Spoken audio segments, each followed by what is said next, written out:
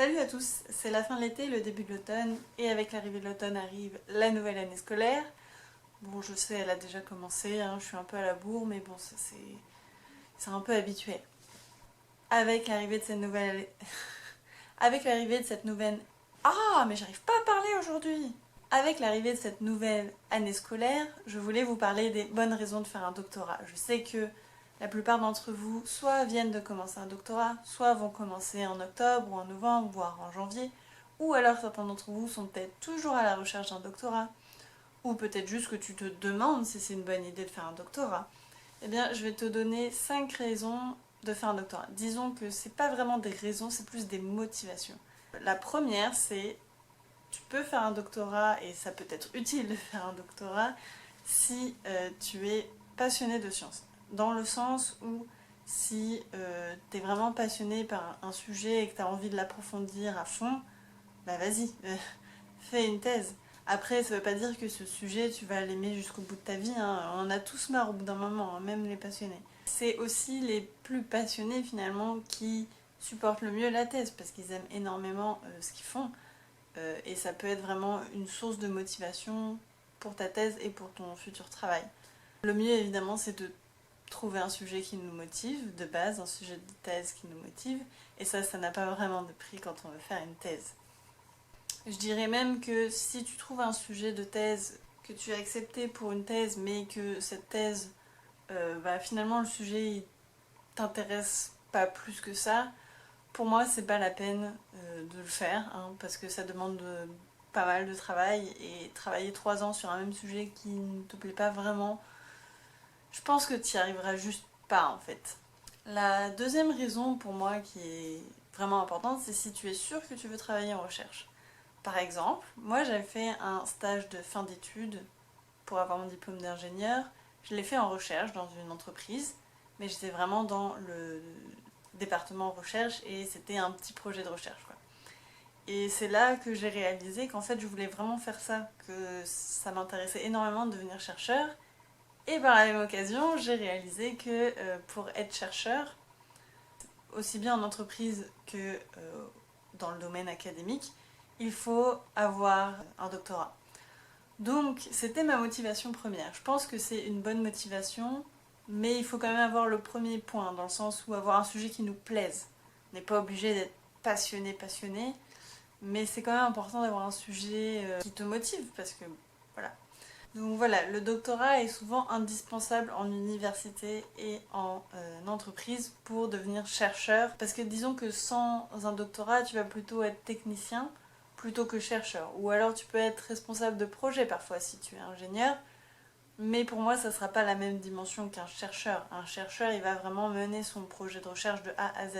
Parfois, il va même pas faire les expériences. La plupart des chercheurs ne font pas eux-mêmes leurs expériences. Bien sûr, il y en a qui font eux-mêmes leurs expériences. Mais souvent, en entreprise, ça va être plutôt des techniciens et des stagiaires qui vont faire les manipulations pour toi. Toi, tu vas te diriger et voilà, pour avoir les résultats. Après, ça veut pas dire que tu seras plus jamais dans le labo. Aussi, avoir un doctorat, ça va te permettre de pouvoir évoluer. Si tu entres dans le domaine académique, ça peut te faire évoluer jusqu'à devenir professeur, ou tu peux très bien rester chercheur si tu n'as pas envie d'enseigner. Et au niveau industriel, avoir un doctorat, ça va te permettre aussi peut-être d'avoir la chance de devenir directeur des recherches, ou au moins augmenter dans l'échelle de l'entreprise. La troisième bonne raison, qui ressemble beaucoup à la deuxième bonne raison, mais pour moi qui est un peu différente, parce que la deuxième c'est vraiment vouloir travailler en recherche, alors que la troisième c'est devenir professeur. Si tu es sûr que tu veux devenir professeur en université, un doctorat c'est indispensable. Ça n'arrivera jamais, enfin moi je n'ai jamais vu de prof qui n'avait pas de doctorat depuis que je suis en université. Si tu veux transmettre ta passion pour la science en faisant des cours, mais que tu ne veux pas donner cours au lycée, pour une raison ou pour une autre, eh bien oui, il te faut un doctorat. Mais j'imagine que si tu veux devenir prof, c'est déjà que ton sujet ou ta spécialité, tu l'aimes énormément. Donc c'est relié finalement toujours à la raison 1. En fait, les raisons que je donne sont un peu toutes reliées entre elles. Il faut savoir qu'on n'est pas obligé de vouloir devenir propre pour avoir une thèse. Ça, c'est vraiment une idée reçue qui est fausse. On n'est pas obligé de vouloir faire une thèse pour devenir prof. Moi, quand j'ai commencé ma thèse, je pensais pas que je voulais devenir prof. Je voulais seulement travailler en recherche. Et même, je voulais travailler en recherche en industrie à la base. Retourner dans une grande compagnie comme celle où j'avais fait mon stage. C'était vraiment ce que je voulais faire. Au final, au fur et à mesure, là, je commence à changer d'avis. Mais tu peux aussi vouloir devenir prof et chercheur, c'est-à-dire quand même toujours mener tes projets de recherche et être prof à côté. C'est d'ailleurs ce que la plupart des profs font, je pense. Mais tu peux aussi devenir exclusivement prof et juste donner des cours. La quatrième bonne raison de vouloir faire une thèse, c'est de vouloir avoir un diplôme international.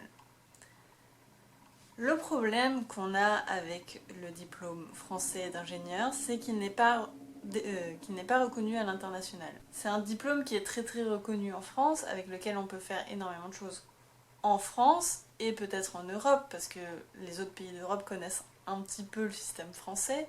Mais si tu t'expatries comme moi au Canada, ton diplôme d'ingénieur, tu vas vite te rendre compte que il vaut pas grand-chose ici.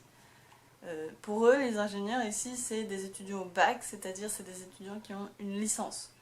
Donc en France, un ingénieur, c'est quelqu'un qui a eu le même degré de diplôme qu'un master, alors qu'ici, pas du tout. C'est pareil aux États-Unis, le diplôme d'ingénieur n'est pas forcément très reconnu. Après, si tu vas travailler dans des entreprises françaises aux États-Unis, bien sûr, ils vont reconnaître ton diplôme, mais disons qu'en règle générale, s'expatrier à l'étranger avec seulement un diplôme d'ingénieur, c'est un peu compliqué. Les diplômes français d'université, heureusement, sont quand même reconnus dans la plupart des pays, mais le seul qui est vraiment internationalement reconnu, c'est la thèse, ou en anglais le PhD. C'est vraiment genre le diplôme qui passera partout dans n'importe quelle université. C'est vrai qu'arriver au Canada et t'entendre dire que ton diplôme d'ingénieur, en fait, c'est seulement un bac, donc une licence, je vais devoir le répéter parce qu'ici, le baccalauréat n'est pas notre bac, c'est l'équivalent d'une licence. Et ça fait un peu bizarre, en fait, parce que Non, non, pour moi, mon diplôme d'ingénieur, c'est comme un master, mais c'est pas ce qu'ils pensent ici, tu vois. Et le dernier point, la dernière... Je sais même pas si on peut appeler ça une bonne raison, mais bon, c'est le dernier point que je voulais aborder aujourd'hui, c'est qu'il faut être prêt à ne pas passer les 3 ou 4 plus belles années de sa vie, niveau personnel. Niveau scientifique, niveau scientifique et au niveau de méthode de travail, tu vas apprendre énormément. Ça va être très très important pour le futur de ta carrière. Par contre, au niveau personnel, moi je dis pas que j'ai arrêté de vivre, hein. Bien sûr que j'ai continué à vivre, j'ai continué à avoir des amis, tout ça. Hein. Mais ça n'a pas toujours été tout rose non plus. Il y a des choses que j'ai pas pu faire, il y a des sorties que j'ai pas pu faire. Il y a... voilà, il faut quand même pouvoir se dire que d'une part, on va travailler beaucoup, donc on n'aura pas forcément le temps, comme tous les autres, de faire plein de trucs tout le temps. Et aussi, on n'aura pas forcément l'argent, parce qu'en thèse, ça dépend encore des thèses. Hein. Suivant ta thèse, tu vas être plus ou moins bien payé. Il y a des thèses chiffres qui sont très bien payées, et il y a les thèses académiques qui sont quand même moins bien payées. Là, je parle de sciences dures parce qu'il y a énormément de thèses qui aussi ne sont pas financées. Surtout dans les sciences humaines et sociales, qui n'ont juste pas de financement et qui doivent faire leur thèse sur leur temps libre. Moi, je connais certaines personnes qui devaient travailler pour pouvoir vivre et pour faire leur thèse sur leur temps libre. Alors là, c'est sûr que ça ne te prend pas 3 ans pour faire une thèse, ça te prend énormément plus d'années, énormément plus de temps, parce que tu fais ça sur son temps libre. Mais ça, ce sont des gens qui sont vraiment motivés.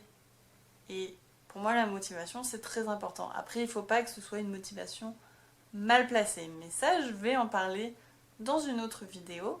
J'espère que tu as aimé cette vidéo, j'espère qu'elle aura été utile à certains d'entre vous. Et voilà, si tu as d'autres idées, si tu as des questions, n'hésite pas à laisser des commentaires. Et si tu veux m'encourager, mets un petit pouce vers le haut. Ça me ferait très très plaisir. Et bon courage à tous ceux qui commencent leur thèse cette année.